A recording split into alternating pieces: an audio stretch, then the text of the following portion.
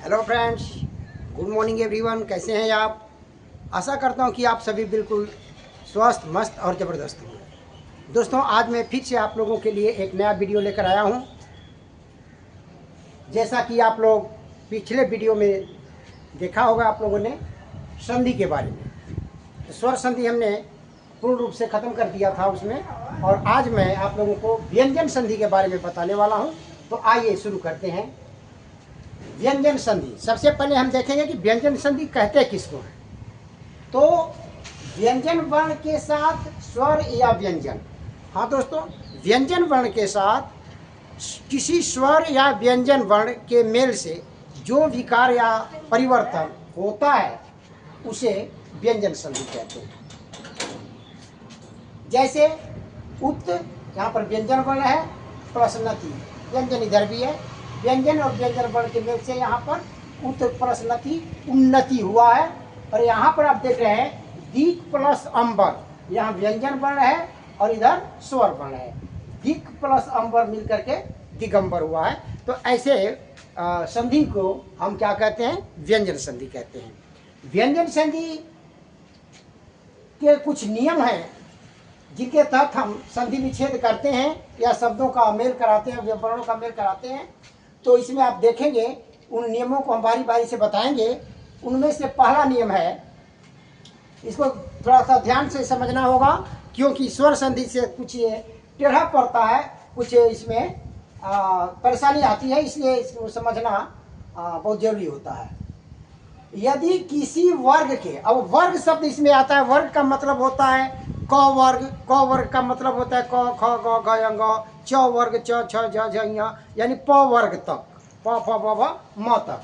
तो किसी भी वर्ग के प्रथम वर्ण के बाद, प्रथम वर्ण यानी पहला अक्षर, जैसे क पहला हुआ, ख दूसरा है, ग तीसरा है, इस तरह से। तो किसी वर्ग के प्रथम वर्ण के बाद किसी भी वर्ग का यदि तृतीय या चतुर्थ वर्ण आता है, तीसरा या चौथा वर्ण आता है, या य र ल व चारों में से कोई आता है, या कोई स्वर आता है, तो प्रथम वर्ण का, जो प्रथम वर्ण शुरू में लिखा गया है, प्रथम वर्ण का उसी वर्ग का, जिस वर्ग का वो प्रथम वर्ण रहेगा, उसी वर्ग का तृतीय वर्ण हो जाता है।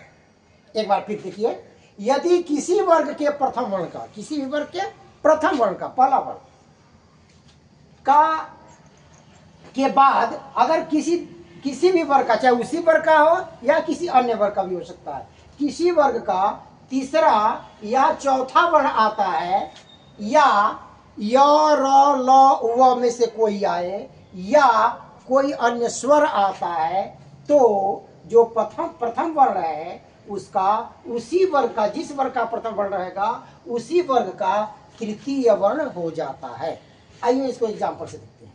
जैसे दिक प्लस गज, ये क वर्ग का प्रथम वर्ण है, क वर्ग का प्रथम वर्ण है, और इधर देखते हैं उसी वर्ग का ये तीसरा वर्ण है। तो प्रथम वर्ण के बाद अगर किसी वर्ग का तीसरा वर्ण आता है तो ये प्रथम वर्ण जो है इसका भी तीसरा वर्ण हो जाता है। क का तीसरा वर्ण क्या होता है? क वर्ग का तीसरा वर्ण क ख ग होता है। तो क का क्या हो गया? देखिए यहाँ पर ग हो गया, और ये गज, दिग्गज। आइए दूसरा उदाहरण देखते हैं। जैसे जगत, यहाँ पर त वर्ग का प्रथम वर्ण है और इधर है स्वर आया है ई से, तो ये इसका प्रथम वर्ण का क्या हो जाएगा? तीसरा वर्ण। तो का तीसरा वर्ण क्या होता है? तो थ द होता है, तो देखिए यहाँ पर द हो गया है, और द में ई मिल गया तो क्या हो गया? दी। तो जगत प्लस ईश, जगत दीश। आगे देखते हैं, सत्य प्लस उक्ति, यहाँ पर सत्य त वर्ग का प्रथम वर्ण है और उक्ति यहाँ पे एक स्वर आया है, तो त का क्या बन जाएगा? द। जैसे यहाँ पर त का द बना है उसी प्रकार से यहाँ भी त का द बन जाएगा, तो द में उ मिल जाएगा तो क्या हो जाएगा? दू। तो सदुक्ति, सत प्लस उक्ति बराबर सदुक्ति। आइए कुछ और एग्जाम्पल देखते हैं। जैसे अच, च वर्ग का प्रथम वर्ण है, इसके बाद अ आया हुआ है, तो च का क्या बन जाएगा? ज हो जाएगा। तो अच प्लस अंत अजंत, ये अ जो है च में मिल गया तो ज का ज हुआ, ज में अ मिल गया, अजंत हो गया। उसी प्रकार से देखते हैं अप, प वर्ग का प्रथम वर्ण है, उसके बाद ज, किसी वर्ग का तीसरा वर्ण आता है, यहाँ पर उसमें लिखा हुआ है कि तृतीय या चतुर्थ वर्ण भी आता है। तो यहाँ पर आप देखते हैं कि किसी वर्ग का तृतीय वर्ण आया है, तो प का भी तृतीय वर्ण हो गया, यानी प का तृतीय वर्ण ब होता है। तो अप प्लस ज बराबर अब्ज। यहाँ पर देखिए दिक प्लस अंबर, क का ग बन गया, तीसरा वर्ण हो गया, तो हो गया दिगंबर। आशा करता हूँ कि दोस्तों आप लोगों को ये बात अच्छी तरह से समझ में आ गई।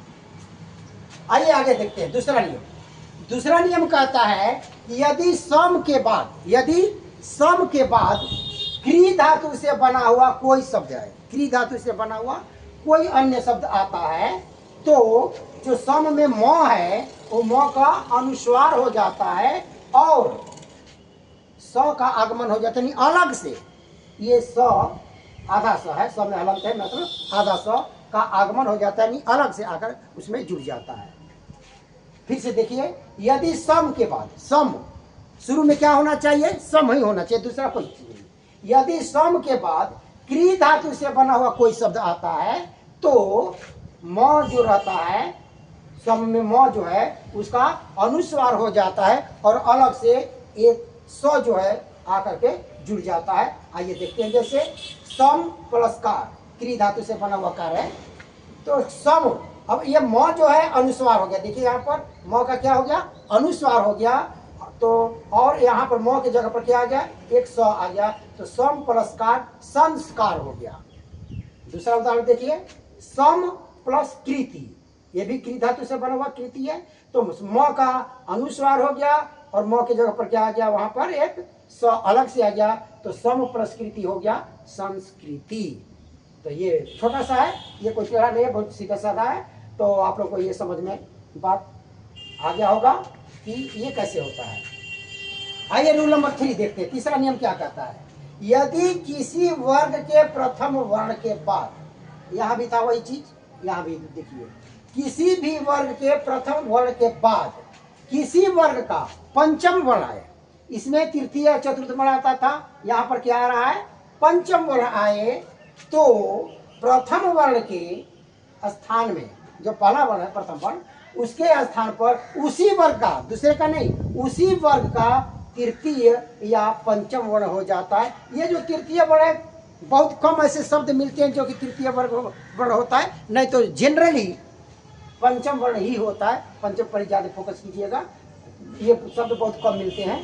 तो प्रथम वर्ण का उसी स्थान में क्या हो जाएगा, उसी वर्ग का पंचम वर्ण हो जाता है। जैसे क रहेगा तो अंग हो जाएगा, च रहेगा तो य हो जाएगा, ट रहेगा तो अड़ हो जाएगा, त रहेगा तो न हो जाएगा, प रहेगा तो म हो जाएगा, इस प्रकार से हो जाता है। जैसे एग्जाम्पल से हम देखते हैं, जैसे जगत है, जगत त वर्ग का प्रथम वर्ण आया है और उसके बाद उसी वर्ग का ये पंचम वर्ण आया है, लिखा है ना।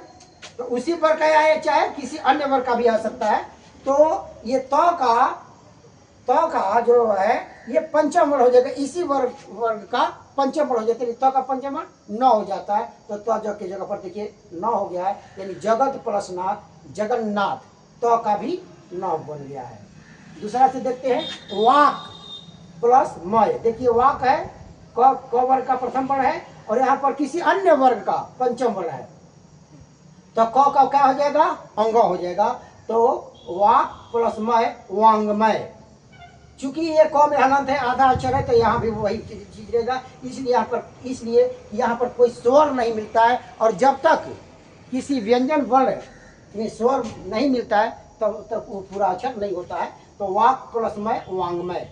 यहाँ पर देखते हैं, उत प्लस मुख, त वर्ग का प्रथम वर्ण है और यहाँ पर प वर्ग का पंचम वर्ण है, तो ये त का क्या हो जाएगा, न हो जाएगा। तो उत प्लस मुख बराबर हो जाएगा उन्मुख। हाँ दोस्तों, तो इस प्रकार आशा करता हूँ कि आज का ये वीडियो आप लोगों को अच्छी तरह से समझ में आ गया होगा। अभी व्यंजन वर्ण में और कुछ नियम हैं जिसको मैं अगले वीडियो में आप लोगों को लेकर के आऊँगा। और आशा करता हूँ कि वीडियो आप लोगों को कैसा लगा। आप लोग इस वीडियो को शेयर करें, अपने दोस्तों के साथ शेयर करें, लाइक करें और सब्सक्राइब भी करते रहें। और अपने कमेंट में अपना सुझाव जरूर हमको भेजते रहें, ताकि मैं आप लोगों के सुझाव के अनुसार इसमें कुछ सुधार कर सकूं। तो दोस्तों, आप लोगों को हमारा वीडियो देखने के लिए बहुत बहुत धन्यवाद। आइए अगले वीडियो में हम फिर आपसे मिलते हैं, तब तक के लिए धन्यवाद। Thank you, all the best.